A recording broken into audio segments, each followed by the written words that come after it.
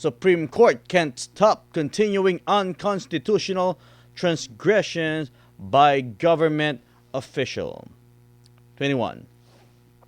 Sakit pong pagpapatuloy in the recent and infamous U.S. case of Noem versus Abrego Garcia 604, U.S. 2025, Kilmar Armando Abrego Garcia, an El Salvador national residing in Maryland, U.S. with protected status, was arrested without a warrant and forcibly transported by immigration agents of the U.S. Department of Homeland Security to El Salvador, where he was detained in a maximum security prison.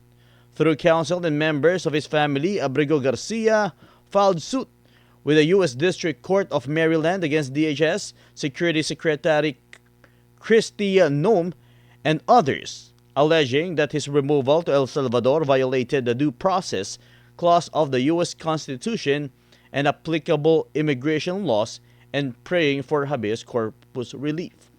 Sa pagpapatuloy ko po, Attorney, 22.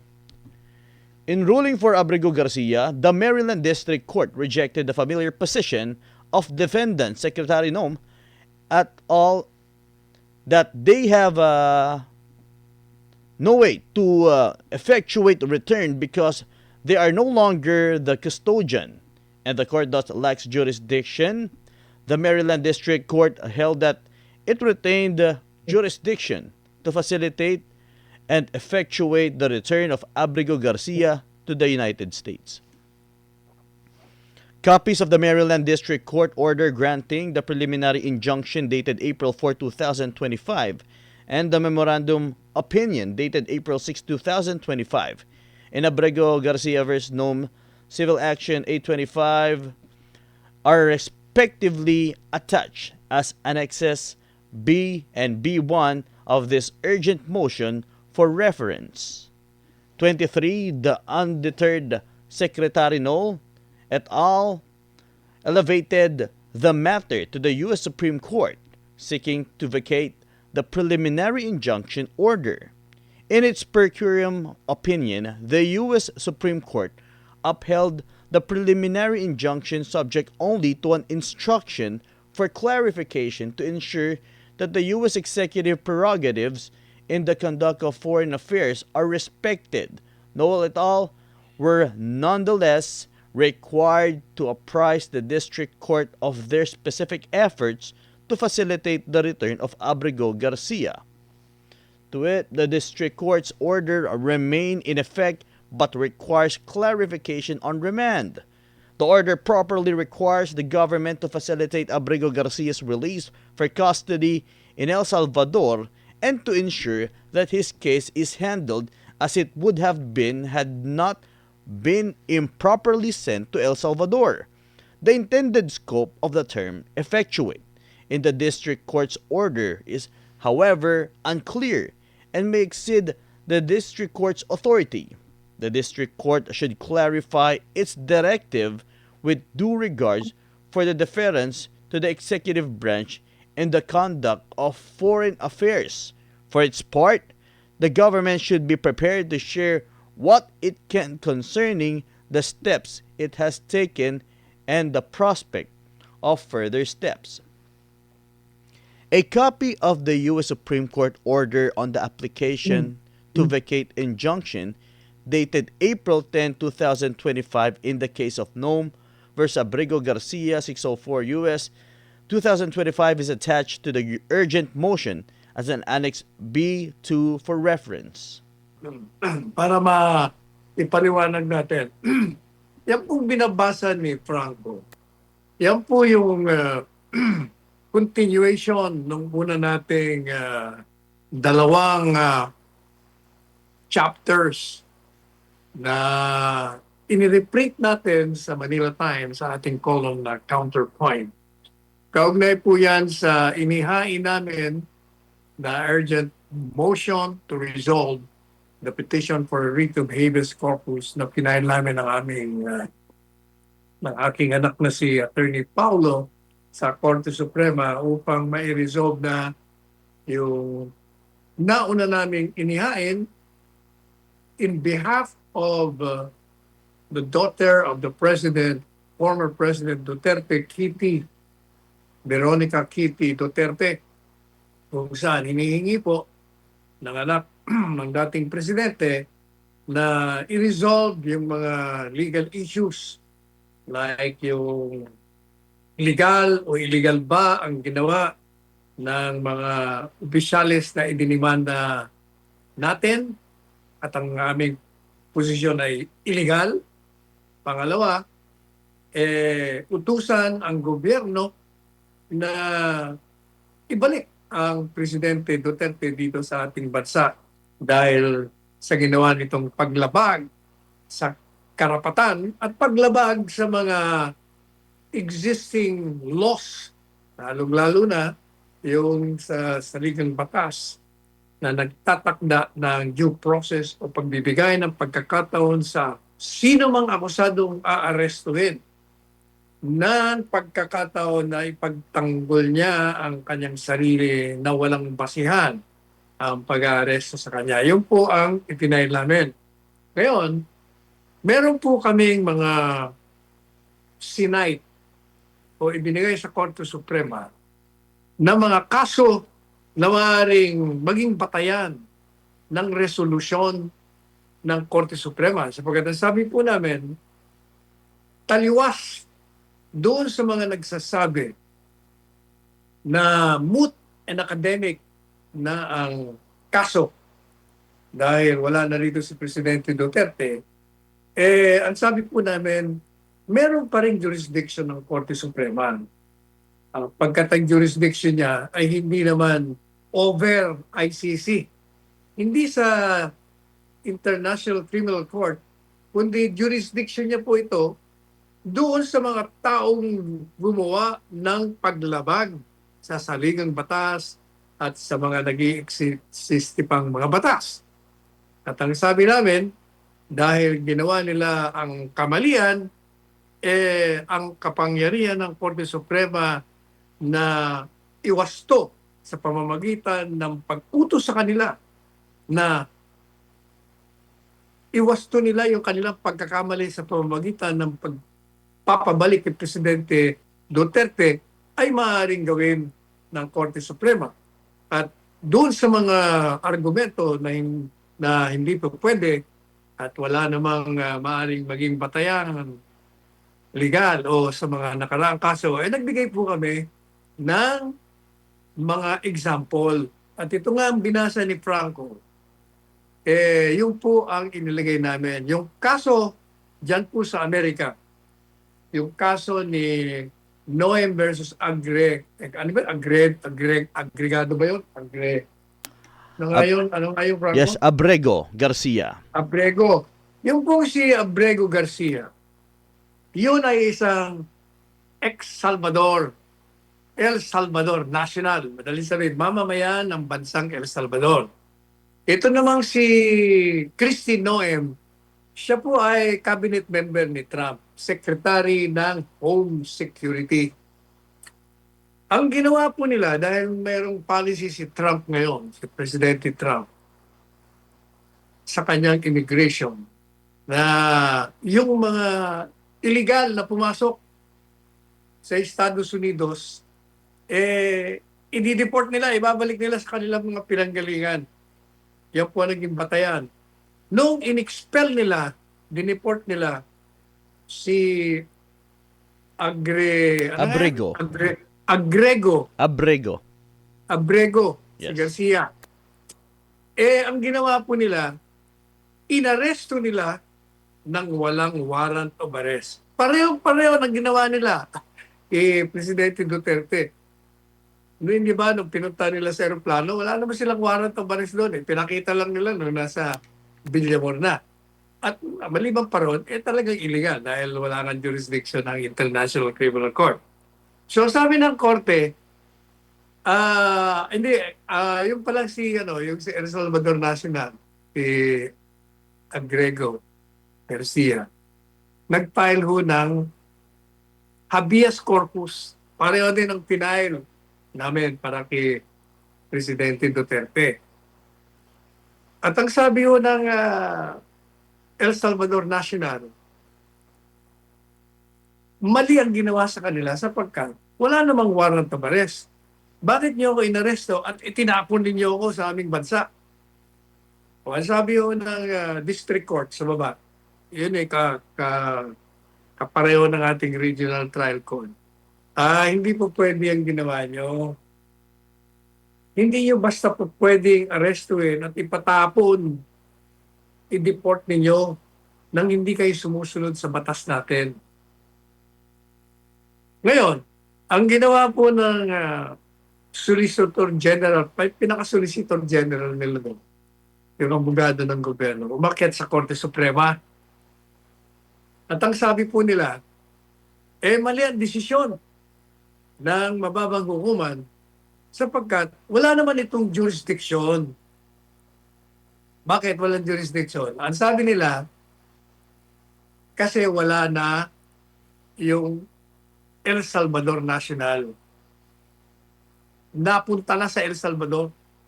Kaya wala na kayong jurisdiction hukuman para utusan kami na ibalik yan sapagkat wala na sa aming mga kamay. Wala na. Pinalis na nga namin eh. Malinaw. Ang Correct. sabi ho ng Korte Suprema, hindi. Mali. Kailangan dahil illegal ang ginawa ninyo, hindi kayo sumunod sa due process. Inaresto nyo ng walang batayan. Itinapon nyo ng walang legal basis. Kailangan gumawa kayo ng paraan upang ibalik ninyo yan dito sapagkat ang ating batas dito sa Amerika, sabi ng Korte Suprema, walang mamamayan, ito man dayuhan o mamamayan ng Estados Unidos ang maaari mong ipatapon o i-surrender o labagin ng batas, arestuin nang walang warrant of arrest. So, yan ang naging dahilan. Kaya yun din ang ginagamit namin. Ang sabi namin, doon sa Amerika, meron din nung nangyari. Parang pareho yan parang pareho kay Presidente Duterte. Inaresto, illegal ang pagkaka-aresto, hindi sumunod, walang nag-file na petition sa court, hindi sinuko muna sa hukuman, at alamin doon kung merong batayan o wala.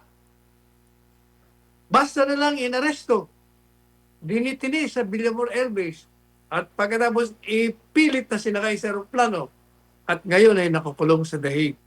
Sabi namin, illegal yan. Hindi po pwedeng gagawin yan. Ngayon, ang tanong mo, bakit yun naman sinasite? Kaso ng Amerikano yun, wala naman, hindi naman applicable sa Pilipinas. Hindi po.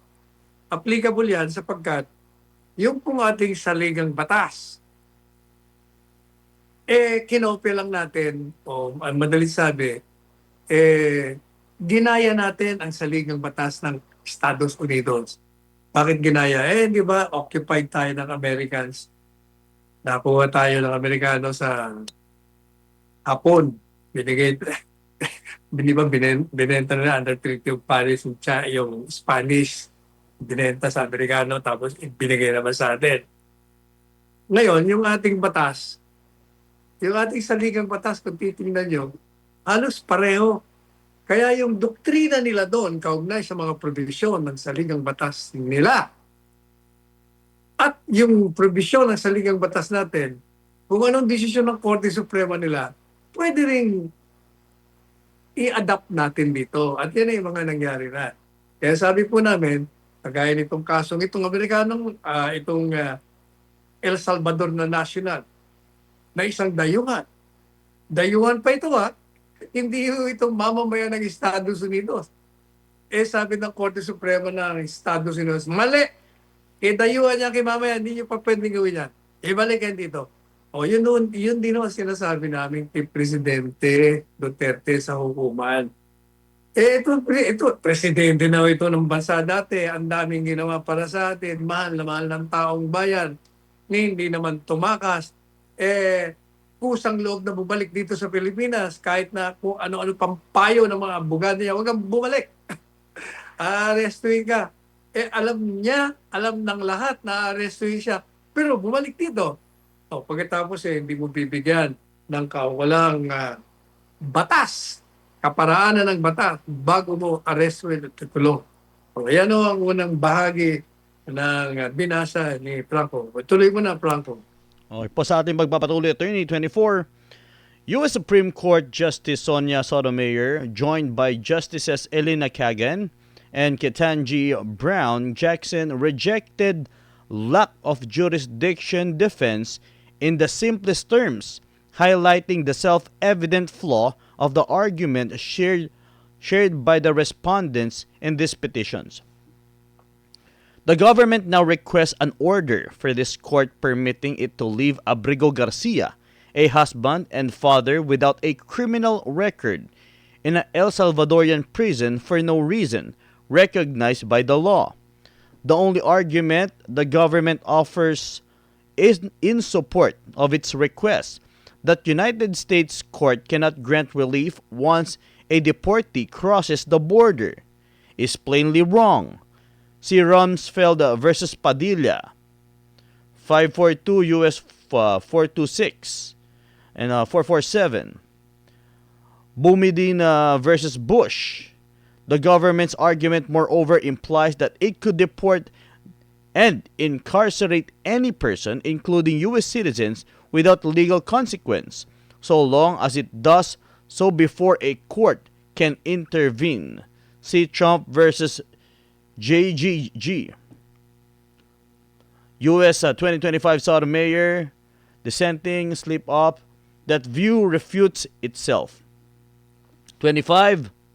In compliance with the U.S. Supreme Court's directive to clarify the order to effectuate the return of Abrigo Garcia, the Maryland District Court thereafter issued the order dated April 10, 2025, amending its directive to Noel et al. To take all available steps necessary to facilitate the return of Abrigo Garcia to the United States as soon as possible, with instructions on how to apprise the District Court of the steps taken, to wit.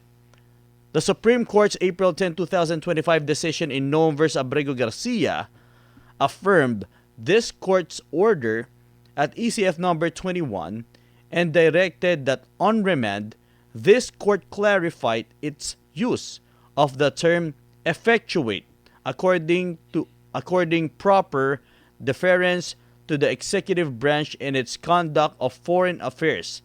See slip up at 2. To this end, the court hereby amends the order to direct that defendants take all available steps to facilitate the return of Abrigo Garcia to the United States as soon as possible. Further, as the Supreme Court made clear, the government should be prepared to share what it can concerning the steps it has taken and the prospect of further steps. See slip up at 2. Accordingly, the court directs defendants to file by no later than 9:30 a.m. on Friday, April 11, 2025, a supplemental declaration from an individual with personal knowledge addressing the following. Number 1, the current physical location and custodial status of Abrigo Garcia. 2, what steps, if any, defendants have taken to facilitate Abrigo Garcia's immediate return to the United States. And 3, what additional steps defendants will take and when to facilitate his return to the extent defendants believe any portion of their submission must be filed under seal.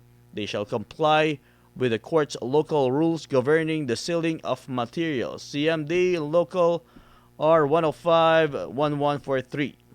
A copy of the Maryland District Court order dated April 10, 2025 in Abrigo Garcia versus Noem, and is attached as Annex B3, this urgent motion for reference. Yan po, attorney, ang link. Now, ang sinasabi po ng binasa ni Trump, yung Korte Suprema, tatlo sa kanilang mga justices, talagang matindi ang mga banat. Ang sabi nila, Ang argumento ng gobyerno ng Estados Unidos sa pagpapa-deport kay Abrego Garcia ay dahil wala na sa kanila. Hindi, wala na silang magagawa kasi dineport na nila eh. Kaya wala na kayong jurisdiction. Ang sabi ho ng hukuma ng Estados Unidos, mali kayo dyan. Kasi kung susundin natin yung argumento mo, kaya niyong gawin ang isang tao, mamamayan o hindi dyan sa Estados Unidos, dito sa Estados Unidos, na pwede nyo lang itapon ito. At nung matapon nyo na, at magreklamo, sasabihin niya, wala, sorry, wala na tinapon na namin wala na kayong jurisdiction. Hindi pa pwede yan. Kinakailangan, sabi ng Korte Suprema, dahil iligal ang ginawa nyo, hindi kayo sumunod sa ating batas. Gumawa kayo ng kaparaanan upang ibalik yan. Kasi sabi ng gobyerno, paano namin ibabalik yan? Aba, kayo ang gumawa ng sarili niyong problema. Pareho, tatatandaan nyo, yan ang sinasabi ko na noon pa. Wala pa yung desisyon ng korte nga ng Estados Unidos. Sinabi ko na ho noon, dahil sinasabi na walang jurisdiction sa ICC, paano mo papabalikan? Sabi ko, hindi na problema yan. Hindi na problema ng petitioner yan. Problema ng gobyerno yan. Kumuha kayo ng kalokohan ninyo, iwasto nyo. Correct yourself. Paano nyo ibabalik si Presidente Duterte dito? Problema nyo yan. Gumawa kayo ng kapalanan. Yan din ang sinabi ng Estados Unidos. Ang sabi niya, make the necessary steps to facilitate and effectuate the return of Abrego Garcia. Ibalik niya yan. Umanap kayo ng kaparaanan kung paano ibabalik yan. Yan ang sabi ng Korte Suprema. At sabi pa kailangan mag-report kayo sa amin kung anong ginawang kaparaanan para makabalik yan. Lahat ng kaparaanan gawin nyo. Alam po ninyo, ang gobyerno natin, gaya ng sinasabi ko na sa mga dati kong artikulo sa Manila Times, sa Counterpoint, kung talagang gusto ng gobyerno ng ating bansa, kaya nilang ibalik si Presidente Duterte dito. Kung yung si Tebes nga, hindi po ba sinabi ko rin doon sa aming pleading, aming petisyon. Kung si Tebes, humingi tayo ng extradition. Humingi tayo sa Timor-Leste na ibalik nyo sa amin si Tebes sapagkat merong hinaharap na kaso yun dito. Kailangan namin litisin yan. Ano sabi ng Timor-Leste? Hindi. Nanganganib ang buhay niya, pinupolitika niyo lang yan. Kaya hindi namin bibigay yan. Talo sila. Nag-apila sila sa mas mataas na hukuman nila. Nagpunta pa nga ako doon nagtistigo ako doon. Anong nangyari? Sabi ng mataas na hukuman, denied yung motion for reconsideration, yung appeal ninyo. Hindi namin ibibigay sa yan.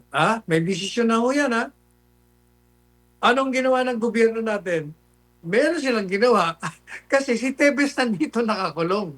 Ibig sabihin, kaya na pala nilang gawin sa pamamagitan, hindi natin alam kung ano mga usapan nila.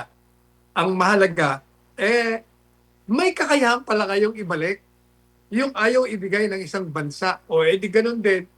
Unang-una, hindi naman umaayaw pa ang ICC. Wala naman sinasabing hindi namin babalik. Wala pa naman kayong request. Hindi po ba? Kaya kaya-kayang ibalik kung talagang gusto. Ang problema kasi, gaya ng mga nabanggit na natin, nagkaroon ng sabwatan ng International Criminal Court. At ang gobyernong ito na itapon si Presidente Duterte ro. Kagaya rin ng mga pagkakutsyaban, yung conspiracy sa pagitan ng administrasyon at mga kalyado nito sa Kongreso na maghain ng impeachment. Mabuti na lang at may Korte Suprema na nagsabi, mali kayo dyan. illegal ang ginagawa ninyo. Hindi kayo sumusunod sa saligang batas. O eto na naman, may bago na naman tayo. Kaya ang sinasabi namin na talagang labag na labag sa batas ang pagpapatapon, pag-aaresto, pagdiditini kay Presidente Duterte sa dahig. Sa totoo lang, alam niyo, kahit hindi ho kayo marunong ng batas, sentido común lang ang gagamitin nyo. Bakit kanyo? May tayo'y malayang bansa. Tayo may sariling sistema legal. Tayo'y nagpapakulong matapos ang isang paglilitis ng isang akusado. Dalawang presidente pinakulong natin. Isang presidente in-exile natin. Madalit sabi, may kakayahan tayo at ginagawa natin. Malusog ang ating sistema legal. Pagkatapos, inaakusahan natin itong si Presidente Duterte, isang mamamayang Pilipino, na gumawa ng krimen. Hindi natin malitis dito. At kailangan pang itapon natin sa ibang bansa. At ibang mamamayan pa ng bansa ang maglilitis sa kanya at maghuhusga sa kanya. Hindi mo ba sentido ko yun? Na kabalbalan yun. Isang paglabag hindi lamang sa karapatang pangtao ng mamamayang Pilipinong si Duterte, kung hindi isang pagyurak sa ating pagkamalaya, pagsira sa ating soberentiya o kasarinlan, sapagkat sa ilalim tayo sa jurisdiction ng isang dayuhan. Gayong meron naman tayo rito. Hindi po ba? Common sense. Sentido común ng taon yan. Hindi mo na kailangan maging abogado para ikatwiran mo yung mga pangangatwirang legal. Sentido común lamang ang gamitin mo. Alam mo na maling-mali at illegal at masama at nakakahiya ang ginawa ng gobyernong ito sa isang mamamayang Pilipino na isinuko sa isang dayuhan upang litisin sa krimen na di umano ay nangyari dito. Ginanap dito. Hindi po ba?